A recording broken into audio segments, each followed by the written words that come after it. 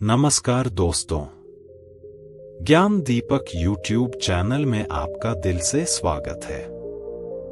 सही कहा है किसी ने, चिंता और चिता में सिर्फ एक बिंदु का फर्क होता है। इस दुनिया में कुछ लोग बेवजह चिंता करते हैं, बिना किसी कारण ही अपने आप को और मन को परेशान करते रहते हैं। चिंता हमें बीमार करते हैं।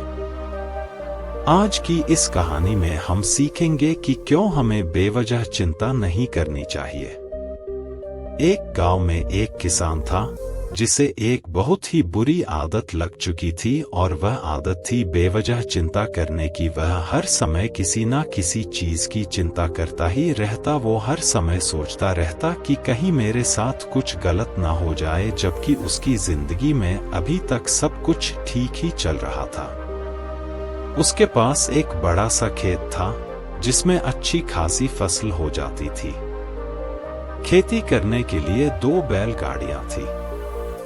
एक अच्छा घर था, एक पत्नी और 2 प्यारे बच्चे थे। लेकिन फिर भी वो किसी ना किसी अनहोनी के बारे में सोचकर बेवजह चिंता करता रहता। कभी सोचता कि अगर मेरी फसल में कीड़े लग गई तो क्या होगा, अगर आवारा पशुओं ने फसल को बर्बाद कर दिया तो क्या होगा, अगर सूखा पड़ गया या अत्यधिक बारिश हो गई तो मेरी फसल खराब हो जाएगी। ऐसे ही वो भविष्य की अन्य बातों के बारे में सोचकर बेवजह चिंता में डूब रहा था।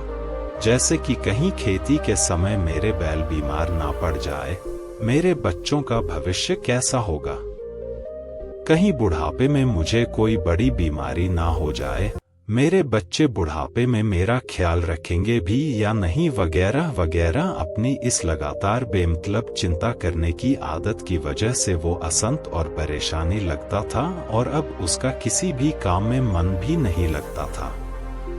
उसकी पत्नी ने भी इस बात को अनुभव किया कि उसे बिना मतलब चिंता करने की आदत पड़ चुकी है। उसने उसे कई बार समझाने की कोशिश भी की, तुम बेवजह चिंता करना छोड़े दो, लेकिन उसके समझाने का कोई मतलब नहीं रहा। उसे पता चला कि नगर में एक महात्मा आए हैं जिनके पास सारी समस्याओं का हल है।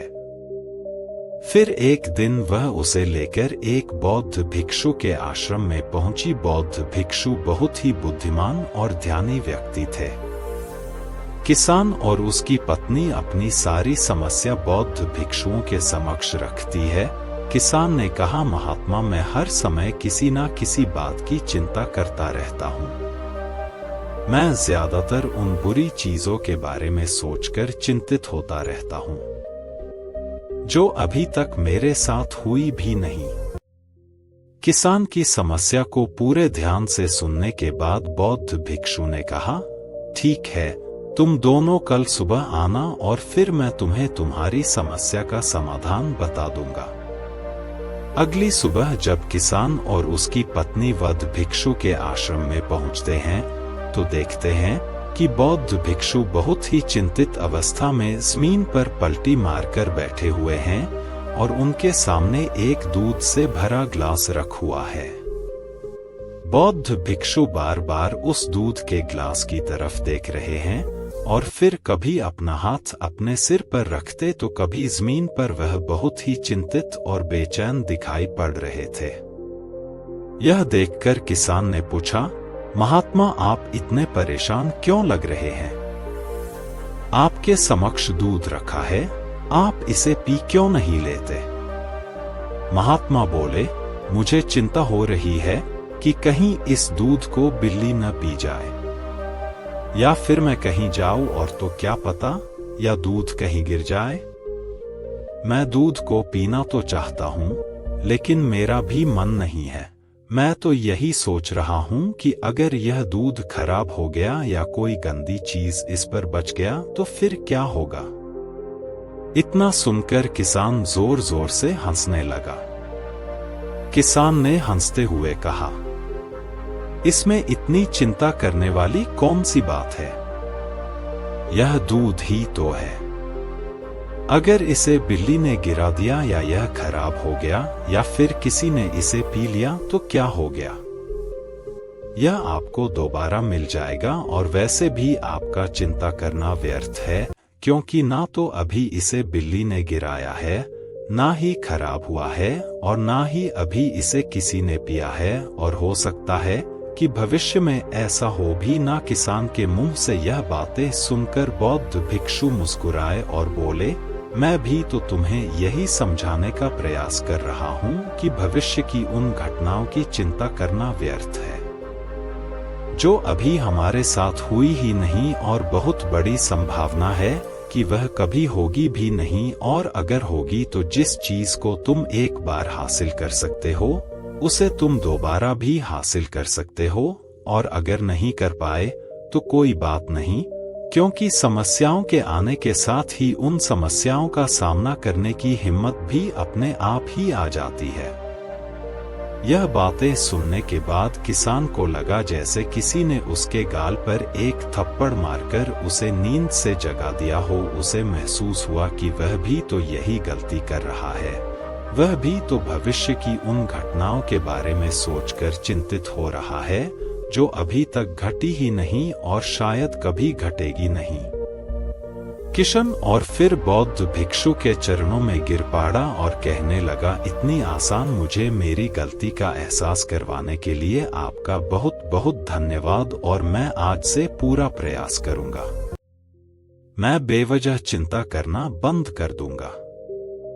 जापान में एक लोकप्रिय कहावत है, अगर तुम चल रहे हो तो सिर्फ चलो, अगर तुम खा रहे हो तो सिर्फ खाओ, लेकिन एक समय में सिर्फ एक ही काम करो, चिंता न करो। इस लोकप्रिय कहावत के अर्थ ने मुझे हैरान कर दिया था, और सच कहूं तो मुझे ऐसा लगता है कि कहावत के अर्थ में ही वो राज छुपा है जिसे अगर किसी ने अच्छे से समझ लिया और अपने जीवन में उतार लिया तो वो चिंता के बंधन से ही हमेशा हमेशा के लिए मुक्त हो जाएगा। इस कहावत के अर्थ के बारे में हम आगे बात करेंगे, लेकिन उससे पहले देखते हैं कि हमारे दिल दिमाग में इस तरह के विचार ज्यादा चल रहे होते हैं। पहला, क्या मैंने यह काम सही से किया? दूसरा, क्या मैं इसे और बेहतर कर सकता था? तीसरा, इसका परिणाम क्या होगा?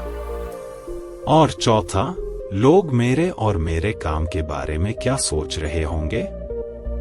यह ऐसे कुछ विचार है जो हमारे दिमाग के सिस्टम में ज्यादातर समय चलते रहते हैं, लेकिन हमें पता नहीं चलता क्योंकि हमने इन विचारों के साथ जीना सीख लिया है, और हमारा दिमाग काम भी ऐसे ही करता है कि अगर हमने इसे किसी काम को कई बार करवा लिया तो फिर ये उसे अपनी आदत बना लेता है, और फिर हमारे चाहे बिना भी उस काम को करने का प्रयास करता है।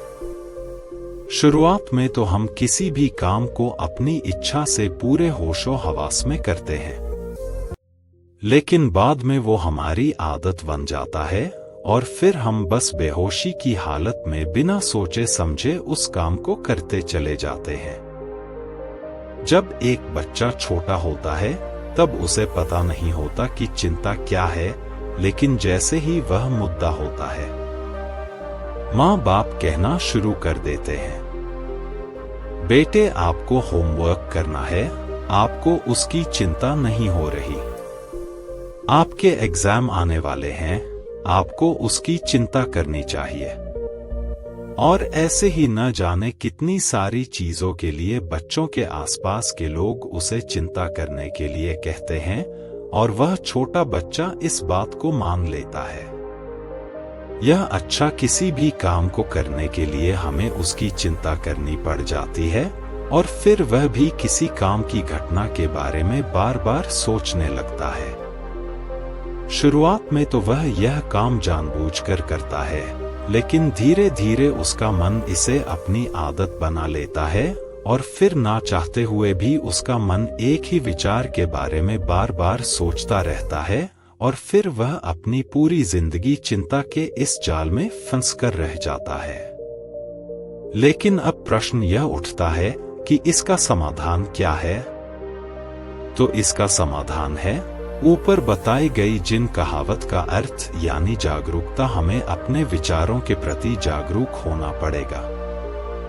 हमें थोड़ी देर रुक कर इस बात पर ध्यान देना होगा कि कहीं हम ना चाहते हुए भी एक ही घटना के बारे में तो बार बार नहीं सोच रहे हैं। हमें पूरी जागरूकता के साथ यह देखने का प्रयास करना होगा कि पूरे दिन हमारे अंदर इस तरह के विचार उठते रहते हैं। अब आप पूछ सकते हैं, केवल जागरूकता क्या करेगी? मैं कहता हूं यह काफी है, यह मन को शांत करने के लिए पर्याप्त है। मन को अपने स्वभाव का एहसास कराने के लिए पर्याप्त है और जीवन में जागरूकता लाने का सबसे आसान तरीका है ध्यान करना। ध्यान करने के दौरान अपने विचारों पर ध्यान देना, और जब आप पूरी जागरूकता के साथ अपने विचारों पर ध्यान देना शुरू कर देंगे, तब आप पाएंगे कि आपके मन में चलने वाले गैर जरूरी विचार एक एक करके अपने आप ही गायब होना शुरू हो जाएंगे और फिर आप एक आनंदित और शांत जीवन अनुभव कर पाएंगे।